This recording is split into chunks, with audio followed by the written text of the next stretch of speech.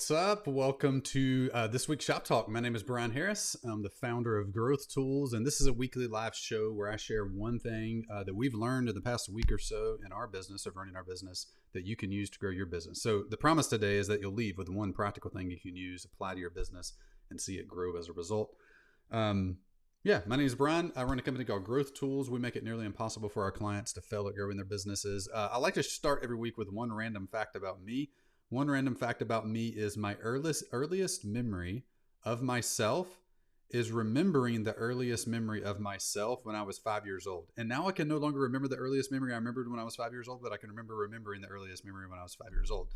That's some Inception stuff right there. But anyway, earliest memory that I have is myself trying to remember how young I was when I was 5 years old, how far I could remember back. And I think I could remember back to 2 or 3 years old, but I don't know. Anyway, that's been a long time ago. So as a intro today, share two things in chat. Vecken, this video is live. As a way of intro today, share two things in chat: where you're from and how old you were when you think back. What is the youngest you can remember? Were you 10 years old, 5 years old, 2 years old? I don't know. Can you remember past 2 years old? I don't really know. Let me know in chat. Let me know where you're from and the age you were at your earliest memory, just as a way of introduction today. Today, I typically have my co-host on with me, Mr. Ben Dahl, who last week moved across the country from rural Idaho to Ohio. And then they had multiple catastrophes at their new house, and they don't have internet today. So I actually have Ben in my little private chat, but we do not have live Ben Dahl on today. So we got pop-up Ben Dahl. We might kick to pop-up Ben Dahl occasionally and talk to him, even though he's actually not here. Figure we introduce him. Also, we have in our room, our coaching clients in studio, a handful of them joining us today. Jeanette, how are we doing over there with coaching clients? We're doing great. Everybody's just now popping in, so I'm excited. What's been the highlight of your week so far, Jeanette? Oh, just the client calls getting, I love helping people get clarity. So it's been lots of so fun one-on-ones this week. working on them. Yeah.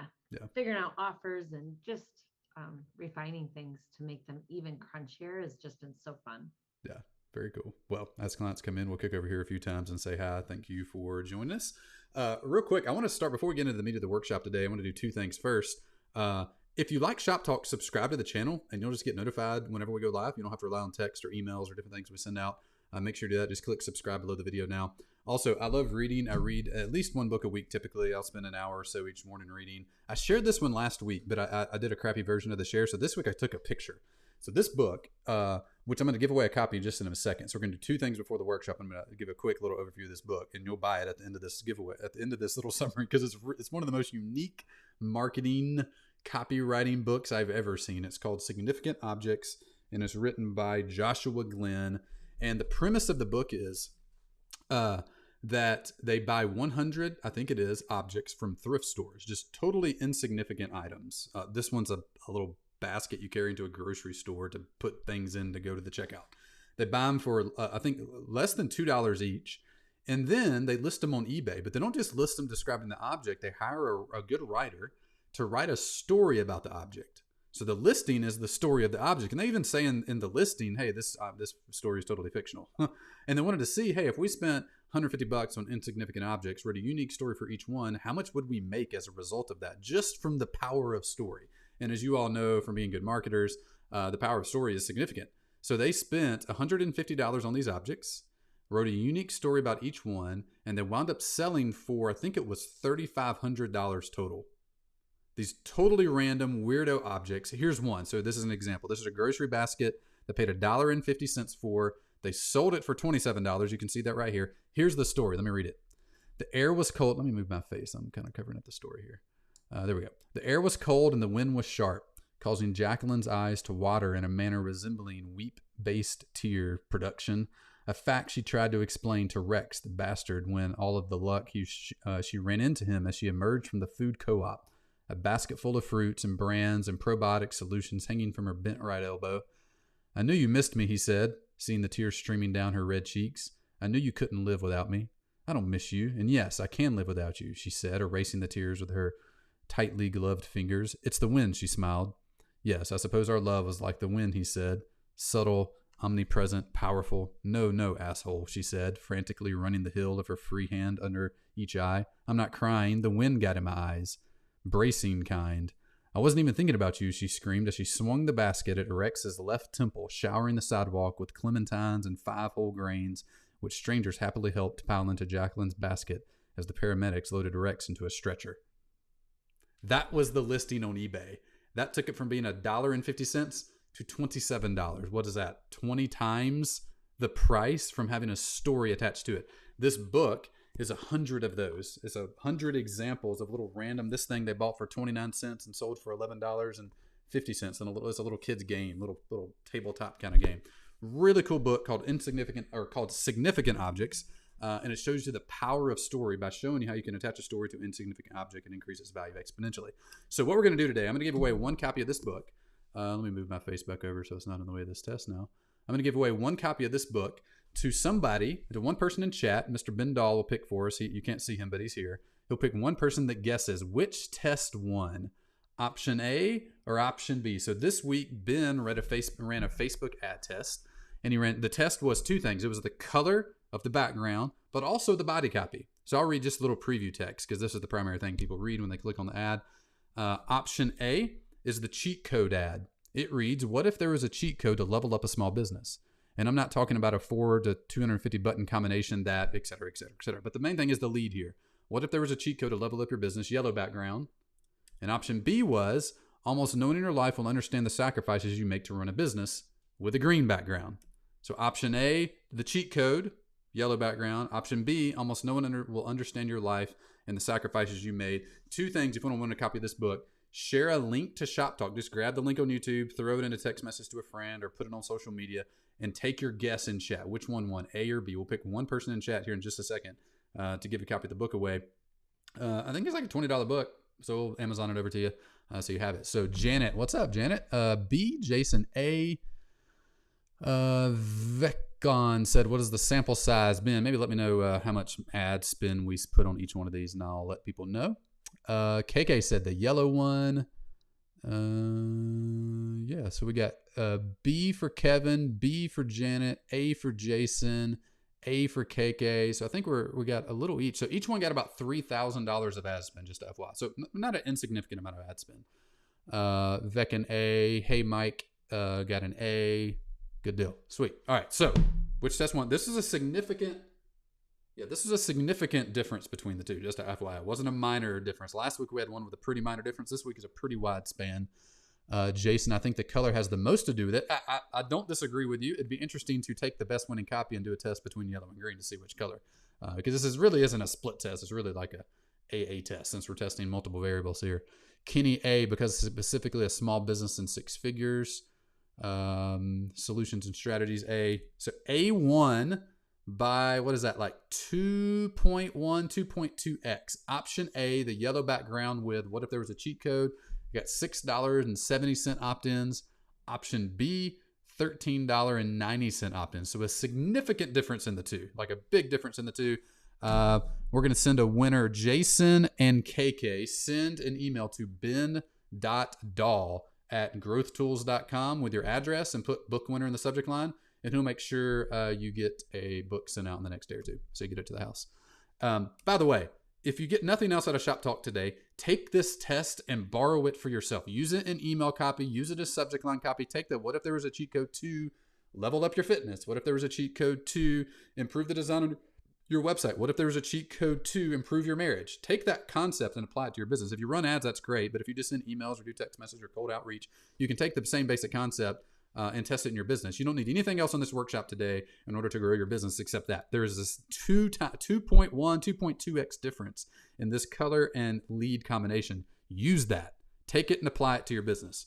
By the way, if you're not on our VIP list, get on our VIP list. We're going to send you tomorrow morning at 10 a.m. a copy of all our best Facebook ads, subject lines, and emails that we've accompanied. No, that's not it. Put together over the course of the last several years. We update it every single week with new things. If you're a regular Shop Talk attendee, be on the VIP list and save a copy of the ad swipe file and the email and subject line swipe file so you can take that. And every time you go to write something, pull from there. Like that's stuff that's actually worked. You don't have to spend $6,000 to run that test. We've already spent it for you. So go copy it and use it. Now, if you're in my industry, change some few more things. But if you're not, copy it, use it pretty closely. So anyway, make sure on the VIP list, text VIP to 615-903-8108. Tomorrow morning at 10 a.m. We'll send you a copy of the ad swipe file, resources we mentioned all throughout the workshop today, as well as other things. Oh, the recording to this and whatnot. Anyway. All right, so let's dive in. Let's talk about the topic of today's workshop, which is how to hire a killer marketer to grow your business. You can continue working in the weeds of your business, or you can hire someone to do the marketing for you, like an actual employee to come in and run your marketing, which might seem like the perfect thing to do right now, or it might seem like 7 steps beyond what you're doing right now. I'm going to challenge you throughout, and at the very end, I'm going to show you some different, we'll save this for the last slide of the workshop, but I'm going to show you several different pricing structures you can use to hire and pay a marketer that get your monthly costs really low. Like if you're early on in your business, you want to hire someone to do your marketing for you, you can do that. It's very doable. I'm going to walk you through the process, whether you're running I did a consulting day with the client the other day that does many millions of dollars a year, and we're running through this process right now for them, all the way down to someone who is just making $1,000 a month. And you're like, man, hiring someone to just do all my marketing for me as an employee of the company that wakes up and goes to bed every night thinking about this company and growing it, like that sounds amazing. I'll show you how to do it. Walk through the process, pricing structures, where to find them, all that stuff. But first, I want you to understand how my business works. My business is called Growth Tools.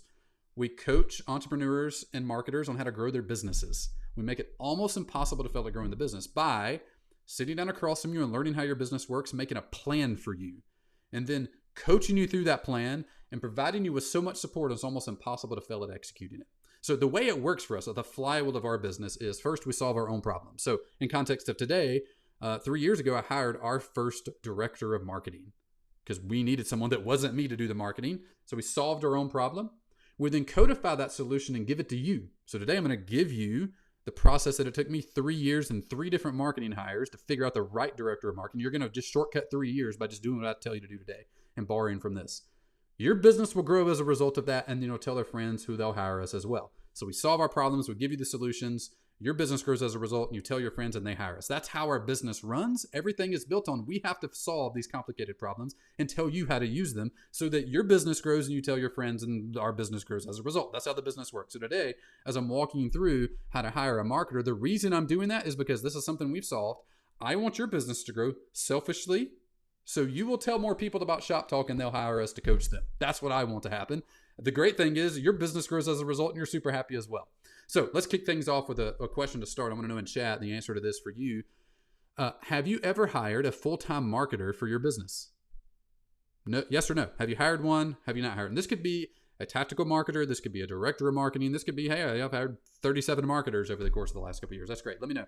How many marketers have you hired? Put 0 through whatever, however many people you've hired. I think I've hired probably 7 or 8 marketers, 3 different directors of marketing over 3 years. I've learned a lot. I know what not to do. I know some things to look out for. So I'll shortcut some of those today so you don't have to fall in the same pits that I have. So have you hired a full-time marketer for your business? Yes or no? So Janet said no. I've hired about 7 marketers. Curious if you have hired someone. How many have you hired? So as you put those in, Tony said I have not. Janet said I have not. I'm sure some of y'all, some other folks put that in as we go. So let's go 2 parts today. Janet 0, Jason 0, Kenny not full-time, leadership management. Yeah, but it was a disaster. Good. Okay, so we're going to miss the disasters. Veckin 3, good. So Veckin's done this a few times. Maybe Veckin can put some tips in chat of things he's done right as we go through.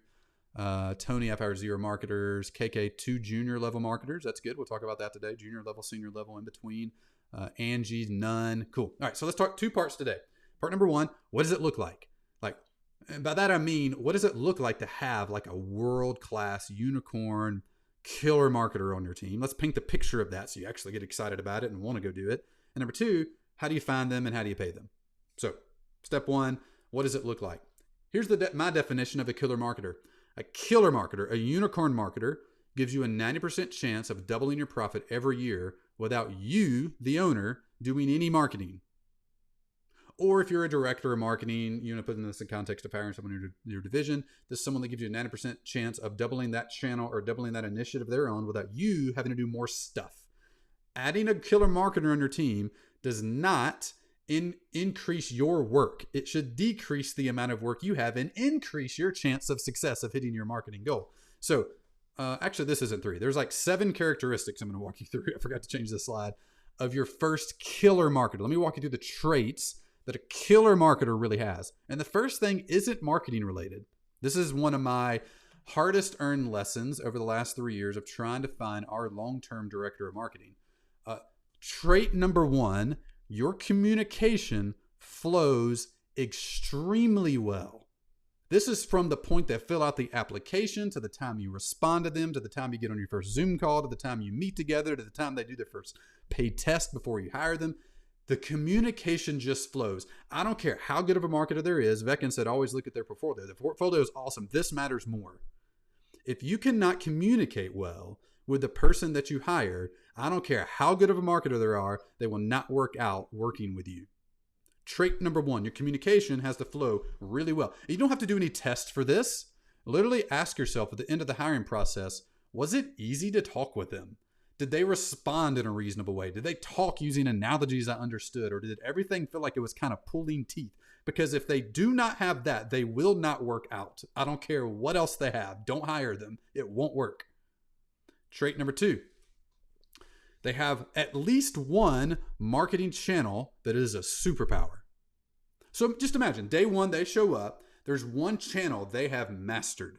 They're an amazing Facebook ad buyer. They can get leads and get customers on Facebook like nobody else. Or they're an amazing email marketer. They can write emails and design campaigns that gets 10 times out of your audience that you ever even thought you could get. Or they're amazing at SEO. Like within 6 months, they're projecting 10 times the traffic and 5 times the sales because they've done the entire analysis. They have a marketing channel that is a superpower.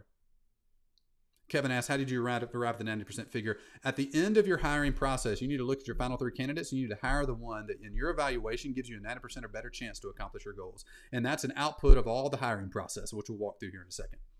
They must have at least one marketing channel that is a superpower. They must have that. If they have all the great results in the world that you can walk through on their resume that they perfect. Here's the thing about hiring marketers. They're all great at they're all great at talking about the things they've done or they think they've done. But I want to know for sure, number one, that you can communicate like a champ, that we communicate easy without effort. And number two, I want to know definitively that in the first 90 days, you can install your superpower in the company. And at the very least, that's going to have a dramatic effect on the company.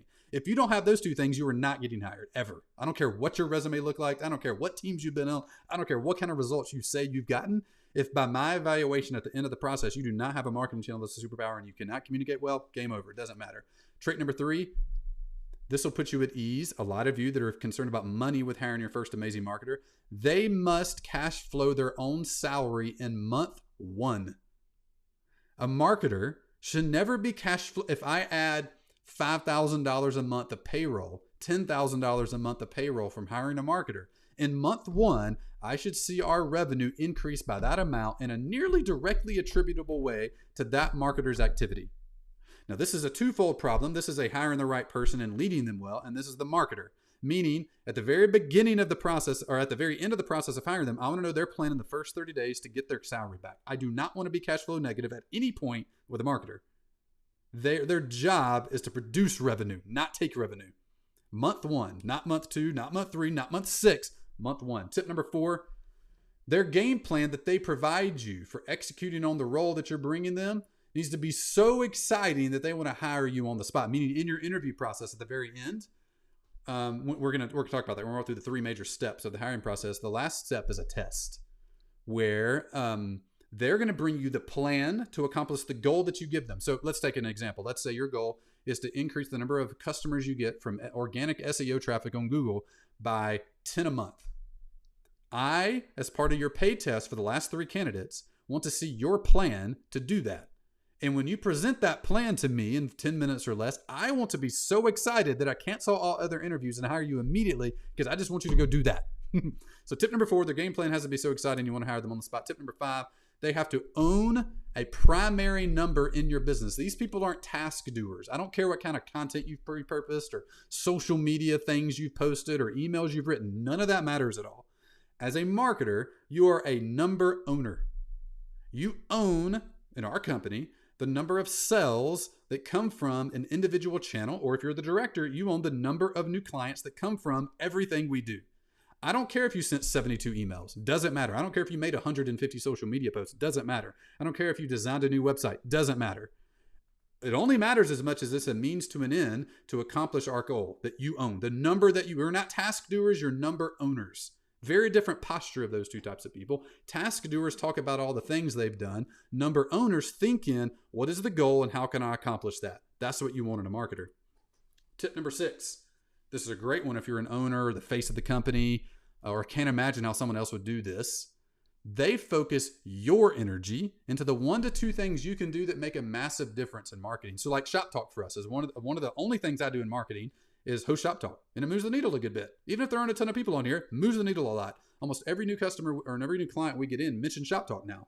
So my job, because it's a big trust builder for us, we don't look at it primarily as a lead generation. We look at it as a trust builder on our existing audience. So that's one place Ben has focused me, is on the 1 to 2 things I can do to make a difference in marketing if the owner or the face of the company wants to do marketing. They focus them and they lead the way and make sure everything else is taken care of. I don't have to worry about the follow-up text or follow-up emails from all this. I just focus primarily on that. Becken says, do you mean to own the primary business metric? Yeah, for us, Becken, let me give you an example because this would be somewhat customized for each business. For us, the number of new clients that we get per month is a number that Ben owns. He owns that number as the marketer. He has to own that number. Everything else, open rates, click rates, calls booked, close rates, all those are just nice metrics that don't matter at all. Only as much as they move the main number, which is new clients per month. That is the number that he owns. So that's a primary metric. We have 2 main metrics in the business, the number of customers we get per month and the number of customers we keep per month. Those are the 2 main numbers. Product owns keep, marketing and sales owns get. Those are the 2 highest level numbers that exist in the company outside of profit margin, which operations owns. Cool. Trait number 7. This is the last one. Well, I went from 6 to 8. Anyway, you get the point. Trait number 7. They set and hit their sales goals 90% of the time. You're going to miss it some. That's okay. But they set them, by the way, that you don't set them. You work together and agree to whatever they did. You don't want to be not on the same page, but they set a goal and can hit a goal. If you can't set a goal and hit a goal, we got a foundational problem. Like, pick a goal you can hit, make it work. Like, their job is to own the number, so they must set the number. They must set what success looks like, and that must be agreed to by ownership and leadership, however your company's structured. And they must be able to hit the things that they set. If I set a target of 10 and I hit 6, quarter after quarter after quarter after quarter, something's wrong. This wasn't a good hire, or leadership sucks, or something's weird in the process. So trait number 7 they need to have. They need to be able to set a goal and hit a goal. This could trickle down to a channel owner like someone that owns SEO. If my goal in SEO is generate 5 new clients a month or 50,000 new visitors a month, and I set the goal to 50,000 and I consistently miss the goal to 50,000, I have a fundamental problem as a marketer. So as a marketing hire, you want to have someone who can set a goal and hit a goal. Seems super basic. It's not. You'd be shocked at how many people I've hired and how many people clients hire that can't either set a goal, own a goal, set a goal, much less hit the goal. There's so many charlatans in marketing. You get social media marketers. They love posting crap. Who cares? Doesn't matter at all. Can you own a goal, own a number, set the goal for it, and hit the number? If you can't do that, doesn't matter. All right, case study.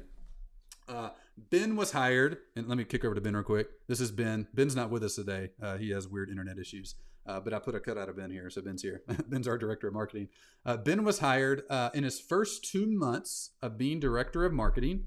We exceeded our profit margin goal by 50%, while I personally decreased the hours worked per week in marketing by 15 hours. That's what you want to see. Will Ben hit every goal we ever set? No. We missed a May goal. That's okay. We don't want to miss June, July, and August. Then we'd have a problem. But he set a goal. He hit a goal. He owned the number. My time working in marketing went down. Our profit went up. Like, that's good. That's what you want in a marketer. We got a couple questions. So Summer said, what is the best way to find a good marketer? How do they get paid? We'll go over that in step 2. Is this being recorded? Yep, absolutely. Subscribe to the channel. We'll make sure you get recordings, be on the VIP list. That'll be good. So let's go to part 2. We'll pause here for a second. So we've talked about what it looks like. We talked about the 7 primary traits. I talked about what it looks like. We finally, in our 3rd try of hiring a director of marketing, hired a really good director of marketing. This was the results from that. Now I'm going to walk you through in part 2 of this workshop. How do you find them? How do you pay them? Maybe you can't imagine how you would pay a director of marketing or someone to go do marketing. I almost guarantee you there's a way to do it, even if you're starting really early. Now, if you don't have a product yet at all, then probably figure out your product before you hire somebody. But if you're making $1,000 at least a month, there's probably a creative way in the next 3 to 6 months you can hire a director of marketing that will totally change your world by doing that. When do you know your company is ready for direct marketing? Probably the criteria I just mentioned. That's good. We'll talk about that more towards the end. So let's pause 1 second. Let me kick over to Jeanette in client, see if there's been any good questions that have happened over there. Jeanette, any good questions that have popped up that you've seen in client chat that we want to talk about? No, not yet. Good. Not yet. I'll keep you informed. Yeah, sweet. Sounds good. Great. I love no questions, even better. All right, let's look through. When do you know your company is ready for a director of marketing? Galvin, I would be thinking about this from day one. I would be planning for it no later. I would be planning in earnest at $10,000 a month or earlier, but there's a lot of variables to this because it depends on your skill set, what you're good at. Like if you're an amazing marketer, I might hire a director of product first. Even the product type factors in it, but you can hire them way earlier than most people expect. So let's go through part 2. How do you find them and pay them? And let's see if that question still is relevant. If so, let's ask it and we can develop some methodologies for that as we go. One more question. Compete daily. Do you set a target goal and a stretch goal and they are incentivized? Yes. We're not going to get deep into the weeds of comp, but absolutely. Let's take Ben, for example. Ben gets a salary and he has a set, what do you call that? It's his base. There's a name for that. Anyway, his base salary and basically his, I don't know, I'm forgetting the words for this. The flex comp side, like his commission or bonus or whatever. I think we'll call it bonus. And the bonus is based on, there's a minimum number of sales that need to happen. That's our base goal. And there's a stretch goal. His salary takes care all the way up to base, and then he gets extra money as he goes over the base. Your salary is for showing up and doing the basic version of the job.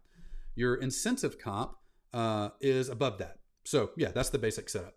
And maybe we'll have a whole conversation at some point on creative comp plans, but we'll go over the basics here towards the end. So let's talk about 3 main steps. And this is by the way, I could teach for 4 hours on each one of these steps and multiple hours on each subpart of each step. So we're not going to do that. I'm going to give you 3 major steps. There's a ton of little detail weed questions. Feel free to ask them. I'll take them as I can get. Vec, we don't give equity out. Vast majority of people don't even need to do that.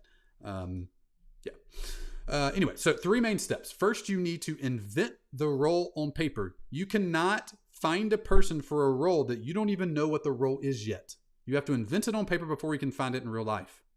Invent the role before you hire the person. That's step 1. Step 2 is to source people. You need to get people to apply for the role. If you don't get people to apply for the role, it's almost impossible to find someone for the role. So you have to invent the role on paper, source the role, and then you want to give a test to your 3 best candidates to identify the person who gives you a 90% or better chance to accomplish the goal, right? So invent it, source it, test it to find the best. So let's walk through each one of those in order. We'll give a good overview where you can understand the hiring process. And I'll give you a few resources towards the end. If you want to go deep into the weeds of this, I can give you a few book recommendations. And in our coaching program, we'll coach people through all the details of this as well. So, all right, so let's go. Step number 1. The first thing you have to do before you can find the person to do your marketing, you have to invent the role on paper before you invent it in real life. And we invent it on paper with 2 documents, a scorecard and then a sales page, what a lot of people call a job description. We call it a sales page because it is a sales page to your ideal candidate to apply. If you look at most job descriptions, they totally suck. They're boilerplate stuff that no one would get excited about, only talking about the company. Who cares? A sales page gets the ideal candidate who may be not even looking for a job. A sales page, a good job description, gets the best fit candidate's spouse to send it to them and tell them to apply. That's what a good job description does. So let's walk through these 2 documents and decent little high-level overview of each. So your scorecard is the very first document I write when going to hire a role. Actually, I wrote one last week. I want to hire a producer for Shop Talk. So the first thing I did is wrote a job scorecard. There are 5 key questions that a job scorecard answers. Number 1, what's the title of the role? Number 2, what number do they own? So in this case, director of marketing, they own number of new customers or number of new clients we get per month. That's really easy. Number 3, what results do you want to see from them in the first 6 months? So if we were hiring a brand new director of marketing, we might want to see our number of new clients increase by 20%. But I would named it where it's at now and where it needs to be in 6 months. That's what success looks like in the first 6 months. Number 4, and this is the meat of the scorecard, is number 4, what are the 3 core areas they own? So for a marketer, you can read this. By the way, we'll send out a copy of our director of marketing scorecard, job description, and a few other things I'll go over in the next few slides to everybody on the VIP list. So if you just want to get these and go through them, and you can even use these and model these for your things. You don't need to write this stuff from scratch. Just take ours and riff on it. So for our director of marketing, there's 3 main roles. There's leadership, there's marketing strategy, and there's operations. Leadership is... I didn't write the description down and I can't read this. Leadership is basically leading your team. Can you set a goal? Can you lead the strategy to hit the goal? Number 2 is actually creating the strategy to hit the goal. And number 3 is the operations. You need to be working in the weeds doing stuff. Like whatever your superpower is, you need to be able to operate in it. That's how we think about it from a high level. I've seen the scorecard and you can read through that and see. I think this is the one we used when we hired Ben. So you can see the latest version of this. 5 key parts of the job scorecard. What is the title? What number do they own? What results do you want in the first 6 months? What are the 3 core areas? And number 5, what are the outcomes of each of those areas? You cannot go ask your brother-in-law if he wants this job before you do this because you don't even know what this is yet. This is the definition of the role, not in a public-facing way. You simply getting clear and inventing the person on paper. Wave your magic wand, invent them on paper, and then go try to find the person for the role. It's surprisingly effective, and it's really fun to do, actually, because the world is really big, and whoever you invent on paper probably exists in real life. But if you don't invent them first, you probably can't find them. So do this step. This is like everyone skips this step, and it's like it's the funnest part. It takes an hour or less, and it coordinates and kind of calibrates the rest of the priming process. Second document you need to do to invent the role is a sales page, a job description.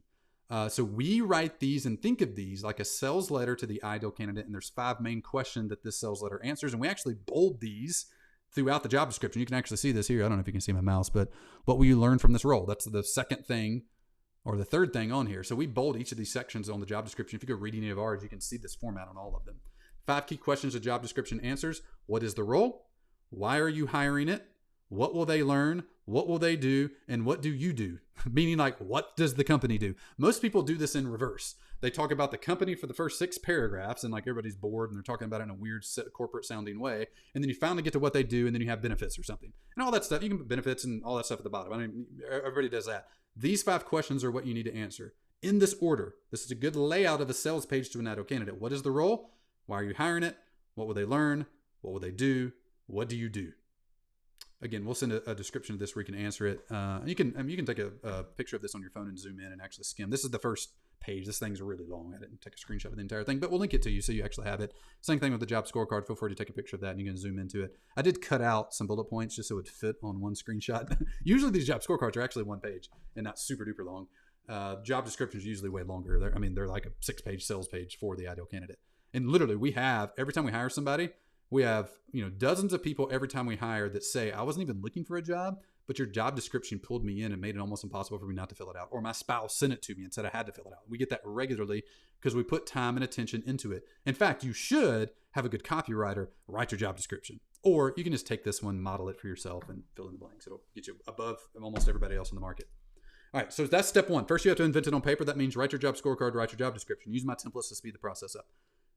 Part number 2, you have to source the role. You actually have to get people to apply for the role. We have a rule of thumb that my friend Chandler Bolt gave me years ago that we've made a staple of hiring since then. And I think there's only been 1 job in the last 3 years that we've hired that we didn't hit this number on. But our goal is to get no less than 100 people to apply for every role. We have found if there's at least 100 people applying for the role, there's 2 or 3 A-fit people in there. A-fit people are people that give you 90% or better chance to accomplish the outcome that you want, that you've defined. Remember, we defined a 6-month outcome. What results do you want them in the first 6 months? Somebody that gives you 90% or better chance to accomplish that if you have 100 applicants. Are there exceptions? Sure, but not many. The one where we had 30 people apply, it was really we were really going through people to try to find somebody. We had a unicorn candidate apply, and it was amazing. But that is not normal at all. So we do this by posting the job everywhere. Again, this is a sales letter. Go tell everybody about it. So here's a list. Again, take a screenshot of this. We use a little hack. I don't think I put this in any slide anywhere. We use a tool called Workable. Ben, maybe put that in YouTube chat or something. And it auto posts on 20 job boards. These are a lot of the ones that auto post on. And then we'll do one other thing in addition to this. We'll post it on every channel we own. Our email list, our social, etc.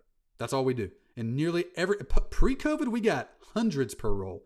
I don't know what happened during COVID, but since then we've gotten it's been pushing to get 150, but still easily above the 100 mark by simply just posting on all these job boards. Or I think these are mostly the ones Workable post on, or just use Workable. You pay $100 per hire, per listing that you have, and then it'll auto post everywhere. Now, one little tip, we try to, with most roles we hire, put $500 of advertising, because most of these job boards, once you post, the listing will work its way down the board pretty quickly. And if you pay a little bit per job board, you can get premium placement, and you'll wind up having a lot better candidates for a lot longer. So we'll put $500 to $1,000 depending on the role. Like if it's a marketing hire, honestly, we hire from our list a lot because we have a bunch of marketers. But if it's something any outside of that at all, we don't have many people. It's like coaches or engineers or admin ops stuff. Like we just don't have a ton of those people in our audience. So we almost all rely on job boards and niche job boards. So one thing we do, and I put a few in these lists for your marketing hires, number 9, 10, 11, 12, especially 9, 10, 11, 12, marketinghire.com, growthhackers.com, HubSpot job board, and AMA.org are niche job boards for marketers. I would even spend a little bit of time Googling around for additional job boards specifically for marketers. Indeed, LinkedIn, all that are the most popular. Angel List is a good one too for marketers. But I would spend an hour or less trying to find any other little niche things you can hire. There was one for a while, and I couldn't remember the name of it. A buddy of mine started it and then sold it to somebody. And we posted there a few times and we'd have 2 or 3 applicants. That's it. But they would always be really good people. So spending a little bit of time trying to find a niche job board can like really pay big dividends, as well as spending a couple $100 in premium placements on a few of your boards to get your stuff out. The rule of thumb though is you want 100 people to apply for any job. Invent the role on paper, scorecard, job description. Number 2, source it well. Get at least 100 people to apply. That makes such a big difference. If you get a mentor told me one time, he said most people make the same mistakes in hiring that they do in finding a spouse. Their candidate pool is just way too small. You date like one person ever and marry them, and that can work out. There's plenty of cases of that, but just an imperfect analogy. But the more you know what you want and the more people you look at, the bigger your pool, the more likely you are to find a really good fit. Same thing for hiring. The bigger your candidate pool, the more time you spend inventing it on paper, the more likely you are to find the match that you want. Last key piece of this is testing. This is supposed to say, let the top candidates show you how they are the perfect fit for the role. I mostly don't care about what they tell me because you can say literally anything. And it's really hard to fact check the details of things. You could say you're responsible for growing the business from 500,000 to 50 million over the course of 3 years, and you were the number one marketer and nobody else was on the team. It's like, great, but I've seen enough of that crap now to know like, well, really the founder was the main person and they did a thing unrelated to marketing that produced the majority of those sales. It factors in what you tell me you've done and what you tell me about yourself, but what really matters is you showing me how you are a perfect fit for this role. And there's 2 main places I look in the hiring process to see what you are and what you can do, not try to understand what you are and what you could do. Jason said, I love how you guys would offer $1,500 to the person who refers the right candidate. Yeah, we do that. We've actually upped the ante quite significantly. In fact, the last slide of today's Shop Talk is a $50,000 bounty for someone that can send us the producer of Shop Talk. So stay to the end and I'll walk you through the strategy of that because there is a strategy there and it works well. I've heard it works well. This is the first time we're doing it. Okay, so 2 things you want to look at for candidates to show you they're amazing. You can tell me you're amazing and I probably will doubt you. You can show me you're amazing and I understand. 2 places. Number 1 is the initial application. There's a Trojan horse question that we ask on the application. Why are you a good fit for this position? Very simple question, but the number 1 most revealing question in our entire hiring process, outside of some tests that we do, which I'll walk you through next. There are 2 types of answers you typically get to this. I'm going to take you off the answer because I'm going to read through this answer. This is the best answer I've ever got to this question, and it's not even a marketer. 2 types of answers you typically get to this, why are you a good fit? Number 1 is people that recount their resume to you.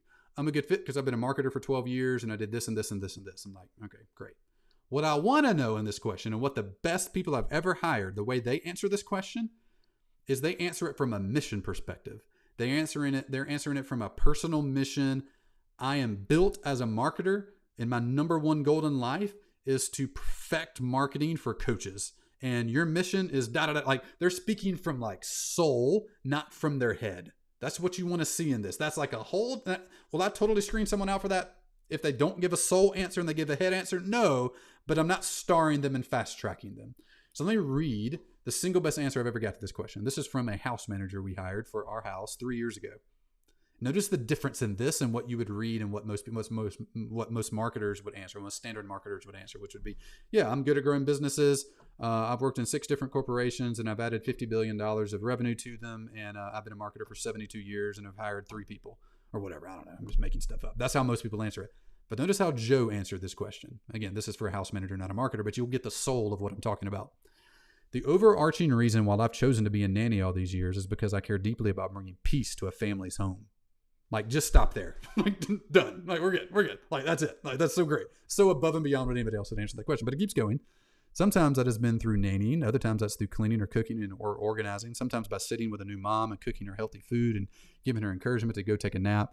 I like filling needs and anticipating what a home needs to run well. Sometimes that's taking kids out to do fun activities. Sometimes that's getting things done in the house. Whatever it takes to add some structure and peace for a family, I'm in. Family and home have been two of the most important things in my life. So I find it really rewarding to help support those things as my job. Also, I absolutely love blah, blah, blah. Although I didn't talk about a lot, I get the impression eating healthy and living. Anyway, you get the gist here. There's like a soul level thing that's happening here that's like totally different than most people answer this question. Now, this is for a house manager nanny type of role that we hired 3.5 years ago when our third daughter was born and my wife had some sickness stuff. But we hired her and she's still here. She's literally downstairs right now. She's fantastic. You want to look for soul level answers to this. The way you let people show you how they're a perfect fit. Number one is the answer to the how are they a good fit for the position. Make sure this is in every application you put in from this point forward. Number two, though, is a test. So for every person we hire, we always give them at least one test. Usually the first one's not paid. And the second one, if it's a big job, a big role, like a director role, a director of marketing, it's a paid role. And I didn't give an example here, but I can give you a basic idea of what it means. So in every role we hire, there's a big long Google form. Once you fill out the application, we then look at you and screen you. If you look really good, we'll have a Zoom call with you. If not, we'll send you through our strategy assessment or through our assessment. We're like, hey, you're a great fit. You're in the final group of people. We'd love to learn more about you before we get on the phone with you, just to make sure it's a good fit. And when there's like 30 questions here, we'll send you a link to the Google form. We literally use a Google form for this. We'll send you a link to it so you can look at it. The last part of the Google form is the thing I really look at, though. It's the thing that lets them show me what they are and what they can do. So in this one, for instance, there's 2 questions here. And I'll just read them out loud. 2 questions, and they get to show me what they can do. Not tell me what they've done, show me what they can do for me. Because my goal is to hire someone that has 90% or better chance to hit my marketing goals. So what would you do for me? Literally ask them. So this is what we asked them. How would you optimize this page for more coaching program applicants while increasing the quality of applicant without drastically hurting the quantity? Please describe your thought process, changes, and bonus points. For bonus points, film a video talking through it. And I'll link them to in the description. Here's the page. So what I want from them is a Loom link where they talk for 5 minutes. Let me see you think out loud and let you do a super in the weeds marketing thing. Just walk me through auditing this landing page and show me how you would improve it. You can tell in 30 seconds what the person is. You can definitely tell in 30 seconds if they're not a good fit. If they look good, look closer. But you're screening out like yahoos really quickly. If you can't talk on a Loom video, you're never going to be my director of marketing. Like, get out of here. If you can't talk on camera, if you can't logically reason through a landing page, I'm not looking even for like spot on answers. I just want to see what you're like on camera, and I want to see how your marketing brain works. And this video lets me do that. Second thing, record a 3 to 5 minute Loom video, unlisted, or a YouTube video. I would say Loom now, unlisted, and link below sharing you and your team's top 2 to 3 in the weed marketing wins from 2020. No, this would say 2022. So what this forces you to do is like digest the best things you did last year and then recount them to me in 3 to 5 minutes or less. Don't ramble for 20 minutes. Don't get super in the weeds and get me bored. Like, show me your marketing ability by selling me on what you did last year. And you can find really quickly, especially in follow-up questions you'll do in interviews, their contribution to a thing. Like if someone's like, we increased our ad spend by 10x while lowering our return on ad, or by increasing our return on ad spend from 2x to 6x. And we did it with these 6 specific things. You're like, you know what you're talking about. Versus other marketing candidate, we increased our ad spend to $200,000 and made the funnel better. Our second win was, we hired a copywriter and they did a great job. And our third win was, I decreased my work hours. It's like, do you really know what you're talking about? Probably not.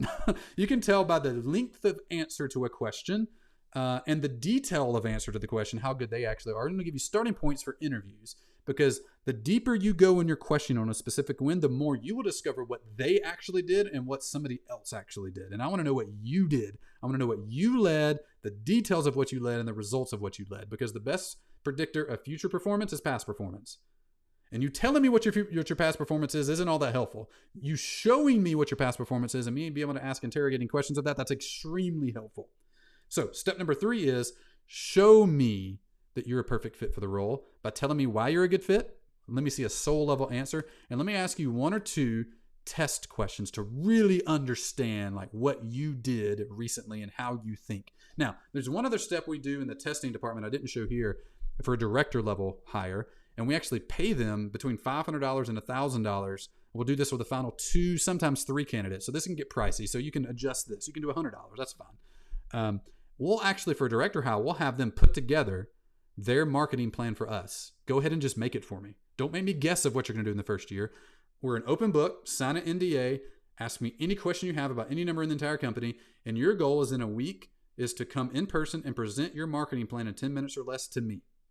What I want to do is listen to you and say you're hired because I want to go do your plan. Have them just create the thing they're going to do and pay them for it because it'll be 10 to 20 hours of work at least to put all that together. So that's what Ben did. Ben created a marketing plan. I actually didn't hire him for the marketing plan. I wanted to hire somebody else. We hired him too. And then we fired the other guy and he came up behind. Ben typed in chat. Mine was a C-. Ben's was good. But we'll get more details of that in a second. So 3 main steps. Invent the role on paper. That's your scorecard and job description. Number 2, source the role. Post on every job board you can possibly find, especially the niche job boards. Get at least 100 applicants. And if you can, spend a couple $100 to boost those postings. That'll make it almost impossible not to get 100 applicants.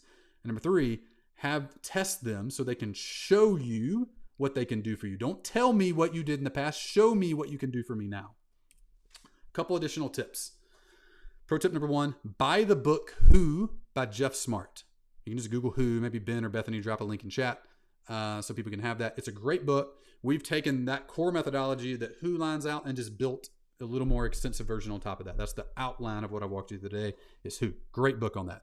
Pro tip number 2, if you have an audience, always post the job to your audience and always do a open and close campaign, meaning just launch the ad, send an email out that says, hey, we have this job open, and then make sure you close it saying, hey, the last time to apply for this role is tomorrow or today at close of day.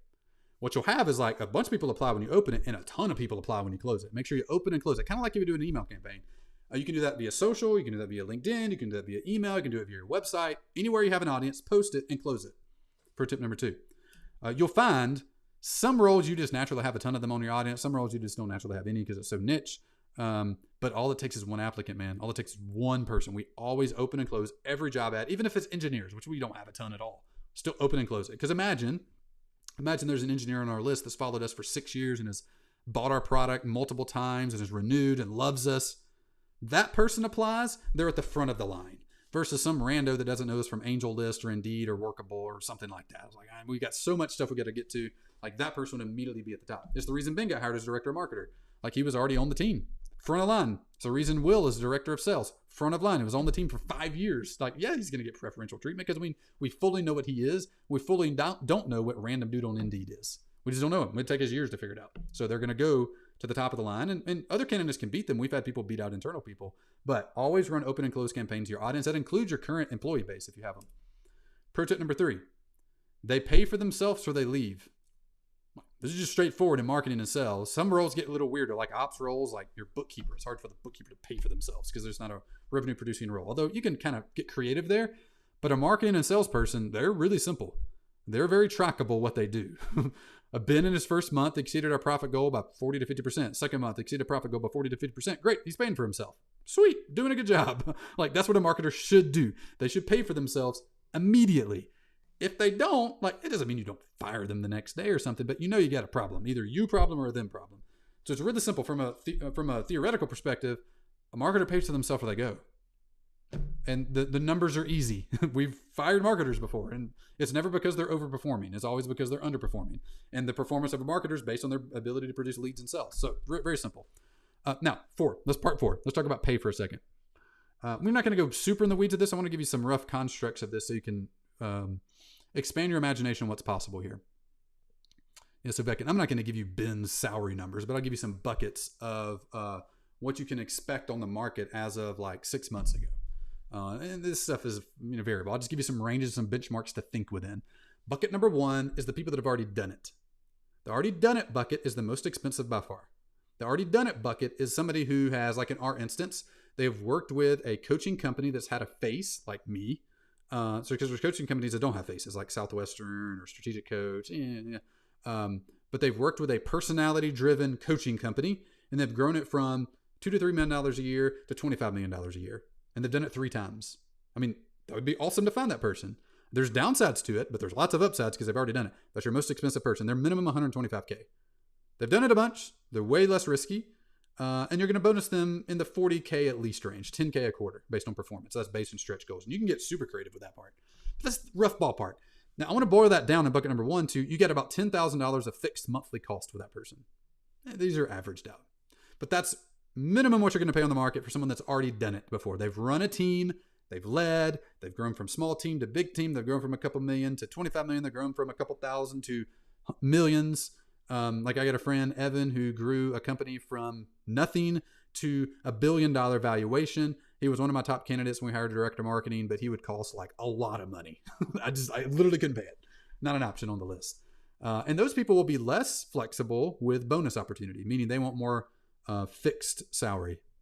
There's a name for that. I'm still not remembering the word for that. Anyway, their salary needs to be higher. Their guaranteed comp versus their flex comp or their performance comp needs to be higher. That's just what the market dictates so they can get it. Bucket number 2 is a good marketer. This is someone who's probably not been a director. Maybe they've led a person or two. They've had a few people report to them, but they've not owned all of marketing.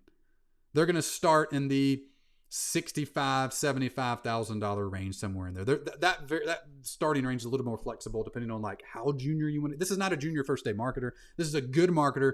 And maybe I should have retitled this proven marketer. This is what that is. Not a junior level marketer that started yesterday. You can get them way cheaper and you wouldn't want them being your director of marketing. But a good proven marketer, the guarantee is going to be lower because they haven't done it yet. They've done marketing really well, but they haven't like ran all of marketing for a organization of your size or the number of team members you have or something.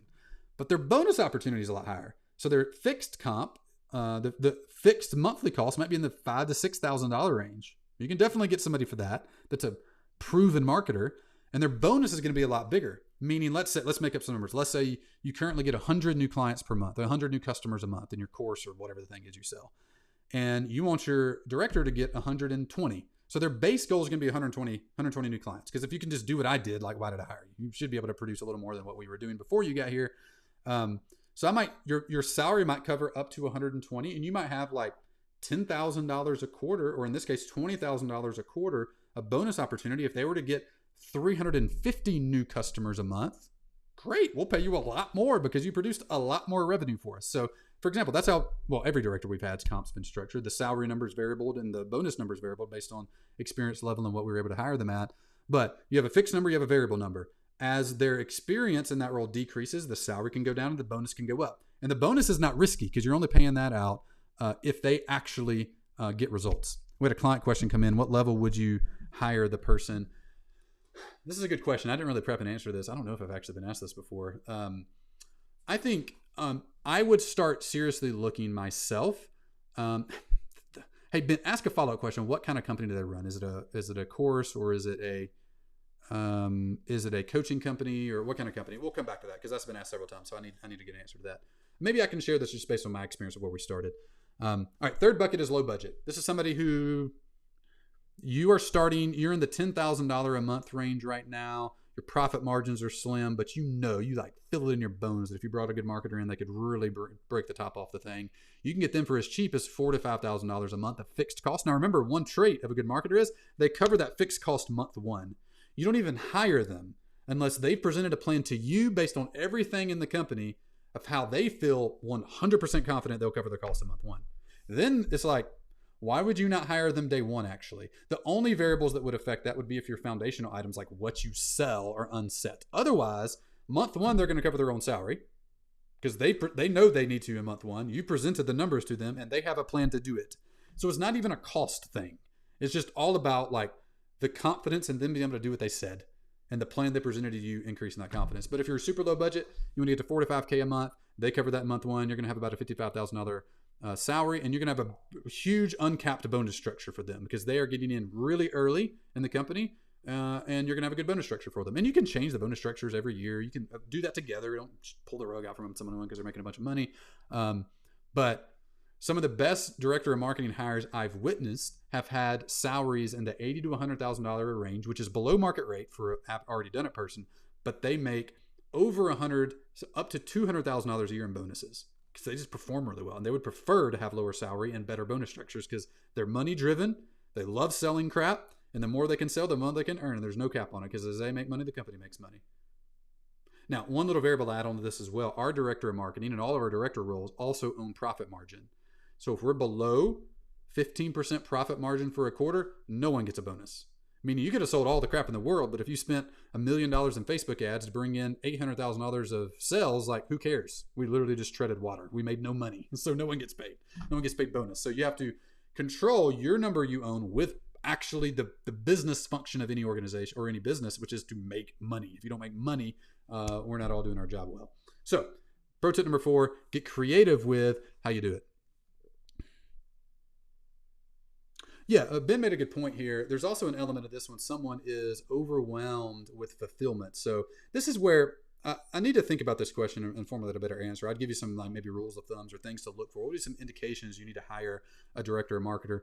Marketing, 1, if you've grown a business before, you can hire it way sooner. 2, if you feel confident with if you are overwhelmed with the other aspects of the business and you just can't do fulfillment and marketing, hire them. Bring them in at that bucket number 3. Make sure they can cover their costs and you have a very strong sense that they can. Make sure they're totally aware of the situation and hire them really early. There's no reason not to. The only reason I would say not to hire them at $10,000 a month or sooner would totally be your own leadership ability. Like, can you actually bring someone and lead them halfway decently or figure it out together with them? Otherwise, like, I would hire it early because it's their job to go figure it out. Yeah, so that's a mediocre answer. I'm going to have a better answer prep for that next week and think through this a little more thoroughly. I haven't thought through the trigger points. I know for us, we hired our first full-time marketer when we were at $500,000 in sales. I would do it earlier next time because now I know how to lead. I can imagine it. I know they can produce for themselves day one. I mean, one of the biggest things you develop as a leader is the ability to effectively deploy capital. If I can pay you $5,000, can I get $20,000? If I pay you $5,000, can I get $50,000 out of you? If so, like, I'll spend as much $5,000 as I can possibly find, borrow, beg, or steal. All right. So again, there's infinite detail to go to in hiring. I want to give you the details of how I hired my first marketer and last marketer so you can learn from that. So the major steps are invent it on paper, source at least 100, and give them tests so they can show you they can do the job. Not tell you they've done the job in the past, but show you they can do the job in the future. If you want all the resources for this, we're going to send our job description, job scorecard, the application, the testing form. I think those 4 things out tomorrow morning at 10 a.m. Just make sure you're on the VIP list. If you're already on it, you don't need to text it again. But if you're on the VIP list, just text VIP to 615-903-8108. And then we'll send you reminders of the show. And the next morning after all of them, we'll send you out resources like this. One of my favorite things, the number one thing I do that I love the most is coach people. It's what we do as a company. In fact, last week I did a one-on-one day, all day Thursday, coached 2 ladies that were amazing. I forgot to take a picture with them, although we're going to do a bunch of coaching together in the future, so I will then.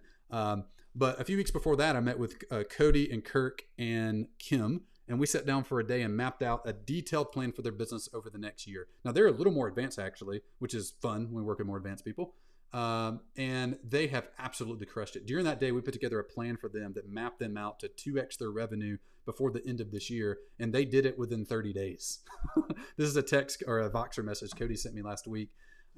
We ended their first month at $141,000 in sales. They had averaged $50,000 to $60,000 a month in sales before then. So they nearly tripled their average monthly revenue in the first month of executing our plan together. And that's the number one thing we do.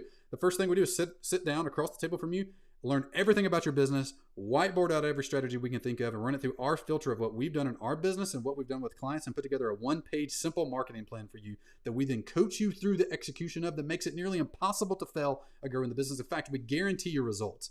If you don't ROI after executing your marketing plan, we don't just give you your money back. We give you the money back plus $1,000. So we guarantee you will make money in the program because all you have to do is execute the plan.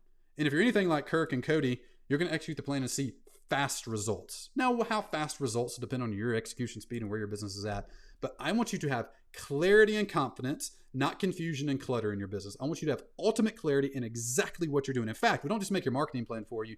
We recreate your offer from scratch for you. So it's an irresistible product. We then identify freshly your best fit client avatar profile, so we know exactly who we're targeting. And then we write your vivid vision for your company for a year from now, so we know exactly what we're steering towards. You end that day, you end our coaching, the first little couple weeks with us, with your exact plan in hand, crystal clear on your offer, excited about it, knowing exactly who you're selling to, with a crystal clear vision for the company. That's before we do anything. We start with that. Clarity and confidence, not confusion and clutter. That's day one doing that. And then it's off to the races. Let's go execute and do the real work, right? So we sat down with Kirk and Kim and Cody. This is what Kim said after just the... Hey, Brian, I just wanted to thank you so much for our experience yesterday. It was like everything and nothing that I could imagine. It was everything I wanted, and it was so on point. I want you to know how much I appreciated you being yourself, and so connected to our team and our company. I really appreciated all the data that you collected so that you could, when we met yesterday, you were able to deliver such a precise direction for us, and it was so succinct, and just the way you delivered it was so comforting and gave me so much hope. We've been building our business for 17 years, and this last couple of years have been a lot of adjustments with our company, and we've gotten to a point where I was like, okay, we don't know what else to do to move through some of the challenges that we're facing, and you gave us exactly on point what our next steps should be. So I'll stop it there, but if you're at all interested, I would love to meet you. I would love to sit down with you on the phone and understand what it is that you do, what are your hopes, what are your dreams, what are your aspirations, what's been working, what hasn't working. At the very least, I want you to end our free assessment call with one unique thing you can do to double your business in 2022. Even if you don't hire us, even if we don't invite you in, I want you to have clarity and confidence more than you have now as a result just of getting on and us having a strategy session together that's free. So if you would like that, text coach 615-903-8108 and we'll set up a time to chat. Yeah, so there's that. So a couple cool client wins that we had in this last week. I just want to brag on some clients real quick. Joe Bunting sent in his website is the Right Practice, works with the authors. Closed our high ticket item launch with $57,000 in sales. This is just last week, up $22,000 from this time last year. Super cool win. Tim Woosley recorded another podcast with one of my Dream 50 partners. This is one lead gen strategy that we teach. Going on a podcast tour to generate tons of leads so it's easy to sell stuff. Tim had a big win last week, getting one of his Dream 50 clients or Dream 50 partners to do it. Here's one from an anonymous client who didn't give us permission to share their name, but the win. Had my third strategy call where I followed the discovery call process, went well, got a warm yes, just need his business partner to agree to a $5,000 deal. So really cool. They're right on the verge of pushing him over. One last one from David. I was able to get on a call with a coach and get some wind back in my sales on moving forward. So we had lost momentum, now has momentum as a result of just having someone in his corner that was coaching him and paying attention to him and working with him. And that's what I'm going to give you. I'm going to give you confidence and clarity, not confusion and clutter. That's what your plan's going to do. That's what your coaching is going to do. Is going to make it almost impossible to fail as a result. All right, next week on Shop Talk, we're going to talk about, oh crap, I forgot to change the slide. I don't know what we're talking about yet. I didn't update the slide. So it'll be a surprise topic. We'll announce it. I pulled up the little thing to pick the topic and then I never actually did it. So we're not going to talk again about how to hire a killer marketer to grow your business. Maybe let's use this time to poll you. What would you like to learn next week? What would you love for me to teach, where by teaching it you would show up 10 minutes early to make sure you're here in time? What's one thing you want to learn how to do in marketing? And if we're good at it, I'll open the book on how we do it and show you everything about it so you can learn from us and not have to repeat the same mistakes we made. So maybe share in chat, what's your vote of a topic I could teach next week? One marketing strategy I could teach you or organizational leadership strategy you would love to have unlocked. Like if you could solve that, everything else is easier. What would it be? Gavin said, how do you track with marketing person bought the new client? How do you track which marketing person brought the new client in? Oh, okay. So you're back to a marketing question. Yeah. I mean, typically marketing people will own channels or activities. So for instance, if we hire someone to own our owned audience, like all our social and email lists and everything, we can track whether the person came in via owned audience or not, where they clicked on an email. So that's just basic, like your email service provider or CRM can track that. So it's knowing the activity, knowing the number they owned, and then make sure we have very basic tracking. We do not have sophisticated tracking set up, but we can know where each client actually came from. And it's very clear when you hire them how you're going to track it. And if there's any ambiguity there, they can help work through the problems with that. That's their job, is to figure that out. So you can do that together, but their job is to know how to track it. So if there's a massive tracking problem, it's their job to figure it out. Yeah. Vekin said, pick someone's website and walk through marketing plan from end to end. Ooh, walk through how to make a marketing plan for someone. I like that. That's a good vote for that. How to make a marketing plan. That'd be cool. Create a marketing plan in front of us. You have to think through doing it real time. Sometimes it's easier to have these things prepped a little bit so you're not like, sometimes there's really boring parts of doing it that's just like really boring to watch. So I might do like a slightly curated version so you can kind of walk through the basics of that. Walk you through what a marketing plan is. Because, let me go back to this slide here. We've been trying to perfect. This is like the one-page version. We also have like a long version that has like tons of the details in. But this has actually been a really helpful visual that we developed about 2 months ago because we wanted something for all of our clients. And we don't do this for everyone yet. We're still trying to develop this out in production, but we want all of our marketing plans to be boiled down to one page that we mail you, laminated, so you can put up on your wall and like, this is my plan. Now, the thing about a marketing plan is it adjusts and refines itself every 90 days, so it updates constantly, or not constantly, but on some regular interval. But this is the simplest version of a marketing plan, like on one page where you can see all the visuals, all the main components and get it. There is a detailed version of this as well, but like the actual process right now to make this is like kind of tedious on the design side. We're trying to speed that up. But anyway, I get your point. Make a marketing plan in front of us. What would that look like? I like that. Vote cast in that favor. That would be fun to actually do in person or on Shop Talk. All right, last call to action. If you'd like for us, if you're interested in us coaching you, making a plan for you, surrounding you with support, teaching you all of our tips and tricks to grow your business, double it this year, or grow you from $0 to $10,000 a year is usually the goal if you're starting from scratch. Let's talk and see if we can help you and see if you like us. If you want to start that process, text coach to 615-903-8108. Luke will be there. He'll have a conversation with you, set up a call with you sometime in the next 24 hours or whenever it makes sense for you, and do that. So yeah, that's it. Let's see, Vekin, one other question he had is, can you share how you help that client from 50 to 141K? That's a good question, actually. I will ask them for permission to share their marketing plan and see if we can do that. Sometimes these marketing plans don't play as well publicly because there's like so many little unique situations, because we literally do uniquely make every one of them for each person. So sometimes like they'll have things that you won't have, but it might be cool to show how to make one and then show 2 to 3 examples. That could be maybe a cool way to walk through how we do a plan. Yeah, I like that. What do you think, Ben? Marketing plans for next week? We'll have to look at the list, see if there's anything else higher. But I like that. That's a good concept. Thank you for helping us build that out, Becken. All right. I need your advice. So this whole thing's been about me teaching you. I need your advice. I need your help. I want to pay a $50,000 finder's fee to the person who sends us the person we hire to own Shop Talk. So I mentioned this last week. I'm going to walk through a couple angles of this. I'm going to walk through what we are looking for specifically because I wrote out a job scorecard. Then I'm going to walk you through the hiring strategy here, the $50,000 finder's fee, and actually how that works, just so you can see behind the curtain. So this is the scorecard. 3 main core areas. The number they own is number of clients generated from Shop Talk. We want 5 clients a week from Shop Talk in 6 months after they're hired. They need to put together a plan, bring us the plan to do that, and we hire you. 3 core areas. So the details of the role are production. This is what I wrote. You're the point person and full owner of the live show itself, responsible for all the aspects of it while on air, technical, guest coordination, graphics, the whole deal. Number 2 is host. You are the host of the show itself, meaning you plan out the show, experiment with new segment types or the public face of it, and welcome people in and host the teachers that present. So I want to go to a teacher's role where I just do the teaching part, but the host is the frame around it. So I don't have to do all that. I can prep my teaching slides, show up and teach and be gone. That'd be my wave a magic wand in a year or less is do that part. You still get me. You still teach because I'm really good at that. I like it. It's fun. The rest. Yeah. Noah Kagan did something like that. Cool. On the founder's fee or the show? I'm curious. Number 3 is marketing. You're the primary marketer and lead of the show that makes sure the show grows in viewership, raving fans, and business results.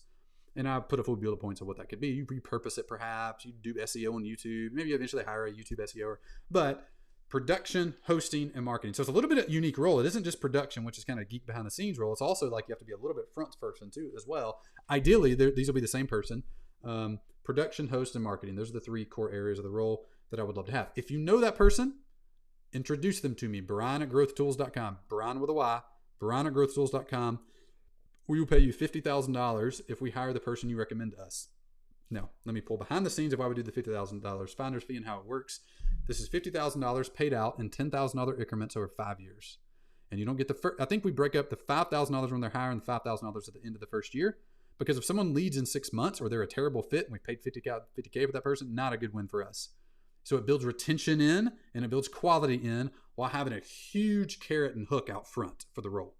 So we spread out the $50K for retention's sake and for good quality control sake. But it's a big hook. Like, you get $50K over 5 years and bring us the right person. So I'd love for you to send us the right person. So if you know someone for Shop Talk, definitely send them our way. Brian, Bryan at growthtools.com. Make the introduction. We'll take it from there. Run them through a hiring process I just walked you through today. All right. I forgot to go over to clients here, so I'm going to kick over to clients for a second. I went a long time without going to them. My bad, Jeanette. Let's go over to them real quick. Jeanette, any questions that have come up as we've been talking through all this? Yeah, I think you really answered it. The question from Ben, he has such an amazing mission helping people prevent dementia. And he does it as a course and a coaching. And he was the one asking that Ben transferred to you. Yeah. Like, when's the best time to start this whole process? Yeah. I think that you really got into that really well. I did, but I don't really like my answer to that. So I'm going to think on this and have a better answer for next week. I'll share that out. Yeah, that's good. I think there's some like general areas, but I don't think anybody's ever asked me that question so clearly. And it was a very, normal fair game question, but yeah, we need to develop a few benchmarks for that. We could evaluate back through our hiring history, back through clients' hiring history, and just kind of what makes logical sense and develop a good framework for that. So that'll be something we come back with next week. Maybe at the very end, have a little addendum on it, and we can put in training going forward on that. So that's good. Yeah. Any other things that popped up with clients as we went through, or ideas that generated for you as we went through that? Yeah, no, I love that the clients who are here are also proactive. Like, they may be a little bit before, depending, they're starting to think though, as I build this.